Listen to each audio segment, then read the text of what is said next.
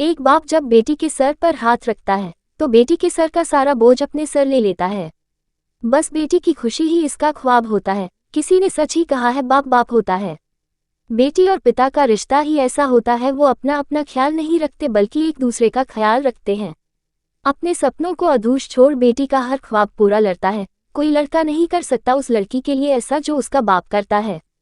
हर ख्वाहिश का हर पल ख्याल रखता है। वो पिता अपना मन भारी रखकर हर बार बेटी का दिल रखता है।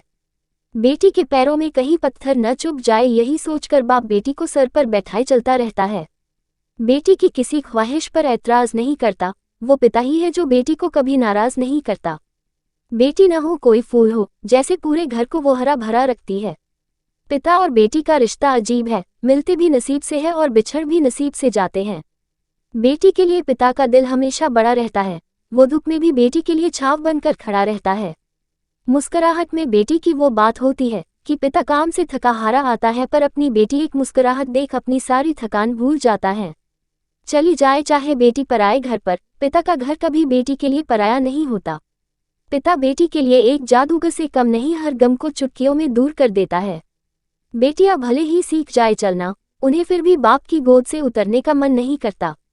बाप की तरह कोई और बेटी का ख्याल रख पाए, ये बात तो बस एक ख्याल सी लगती है। पिता को यूं तो हर छोटी बात पर गुस्सा आ जाता है, पर बेटी की गलतियों को वह नजरअंदाज कर देता है। घर का बड़ा होना जरूरी नहीं होता, जिसके घर में बेटी है वो हर पिता धनवान है।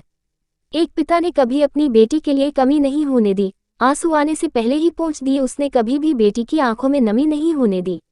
एक लड़की की जिंदगी में कभी दुख न आते अगर बेटी को बाप से अलग होकर यूं दूसरे घर जाना न पड़ता। बेटी को दुनिया का सबसे मुश्किल फैसला लेना पड़ता है, उसे अपने प्रेमी के लिए अपने पिता के प्रेम से दूर जाना पड़ता है। वो पिता अपनी तकदीर को कभी नहीं कोसता जिस पिता के भाग्य में बेटी होती है। हर पिता को अपनी बेटी पर नाज इतना होता है कि हर पिता अपनी बेटी को बहुत नाजों से पालता है।